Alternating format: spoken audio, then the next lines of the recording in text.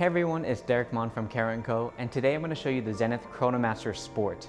Now it's very easy to look at this watch and compare it to another famous white dial chronograph, aka the Rolex Daytona, but I think to do that we'll kind of be missing the point of what Zenith is doing here. So I hope after this video you guys can leave your comments below on what you guys think. We are starting to get some of these pieces in, so if you are interested, please call or email us, or you can check out our website at www.caratco.com. Now let's jump right in. My first impressions of the Zenith Chronomaster Sport: it wears really well on the wrist. My wrist is about 6.5, and normally I can't wear a 41mm watch without the lugs grossly hanging over my wrist, and surprisingly this Chronomaster Sport fits compactly. The watch measures 41mm with a 13.6mm of thickness, and that also includes the domed sapphire crystal with a lug-to-lug of near 46mm.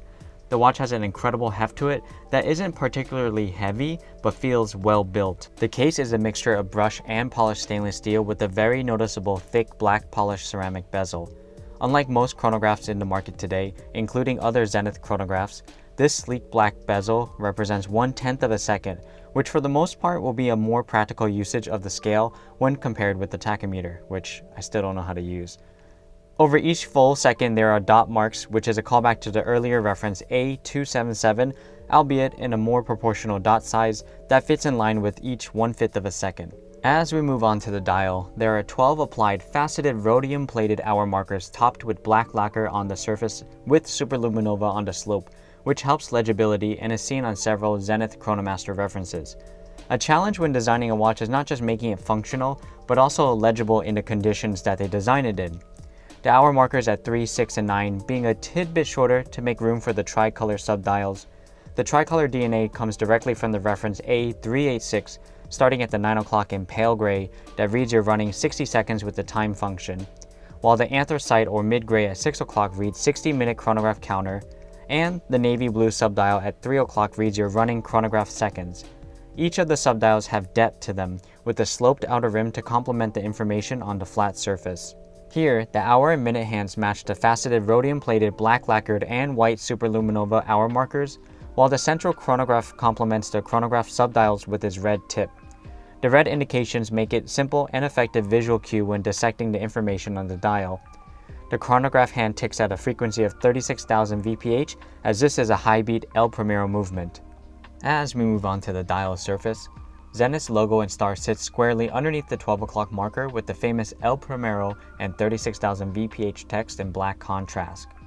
The minute markings around the dial not only have each minute, but each millisecond, and there is also a 0.5 second track in the chapter ring. Another detail is that unlike other Zenith Chronomasters, there is no black highlight zone over the minute track, and between the 4 and 5 o'clock hour marker is the date displayed in a diagonal. And what's nice about this position is that it doesn't take away an hour marker entirely. Zenith typically put its dates in the angle as you see on the A386 and other references. Personally, if I had to choose between the white or the black dial, I would definitely choose the white dial. For me, I love having a stark contrast, and you can see here it has amazing legibility and all the text and colors easily stand apart on the surface, and it makes quick time reading and chronograph usage very simple to use. There's something very elegant about putting a white dial on a sports watch as well. Back to the case, the chronograph is operated by these two pump pushers positioned above and below the winding crown. I say pump pushers because you can really feel the pump of squeezing the pushers, and it's a different sensation and feeling from standard chronographs like the Omega Moon watch. The side profile is another reference to the A277, and the winding crown has small grooves for grip and is pointed with Zenith's star. Not to mention, the entire case and profile are proportional without things feeling too large or not continuing the design language. The profile of the watch shows this elegant polished chamfer adding depth and detail to the case, and the lugs flare down in a point, just like the A386 does. The watch has a 10 bar or 100 meter water resistance, so it's not afraid to go into the water, but I still wouldn't operate the chronograph while it is submerged. The watch houses the awesome Zenith El Primero 3600 automatic chronograph that can be viewed through the see-through sapphire case back. The movement has beautiful finishing and features the new star-shaped oscillating weight on the rotor. The movement is derived from older Zenith El Primero calibers, and this was most recently featured in the striking 10th limited edition. For those who love to synchronize their watches to atomic time, this caliber 3600 finally has a hacking seconds. That means when you pull the crown to the second position, the seconds will actually stop, And now you can synchronize your watch to whichever other time recording metric you have. Another noticeable difference from standard El Primero movements is that the date is now operated in the first position with a quick set date function, and it has a longer power reserve of 60 hours up from the original 50 hours.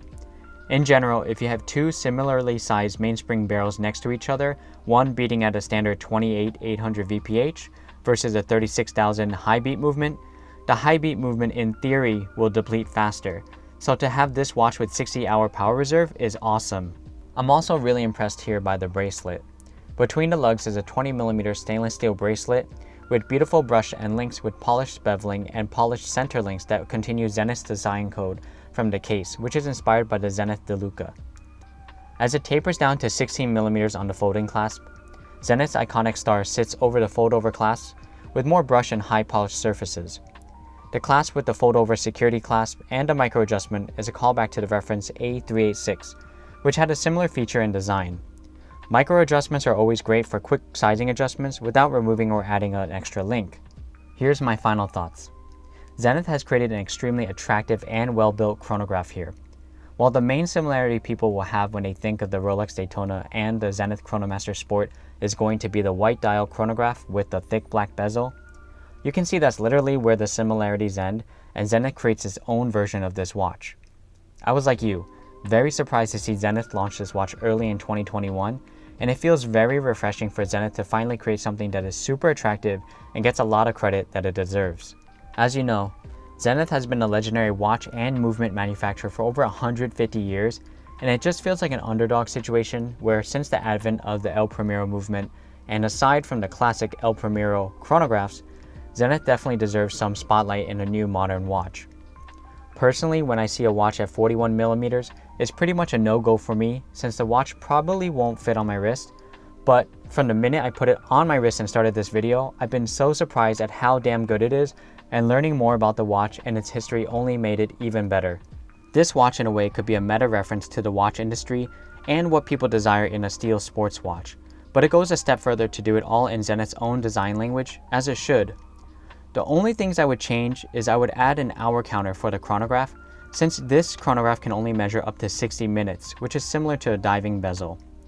And while I like that it has a micro adjustment on the bracelet, I just wish it was adjustable on the fly without using a pin tool. But I think these aren't deal breakers for most of you guys.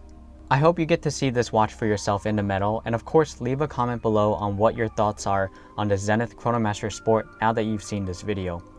I think a watch like this definitely deserves its own nickname, and I hope we can do better than Zaytona, because it would be nice for it to have its own separate identity.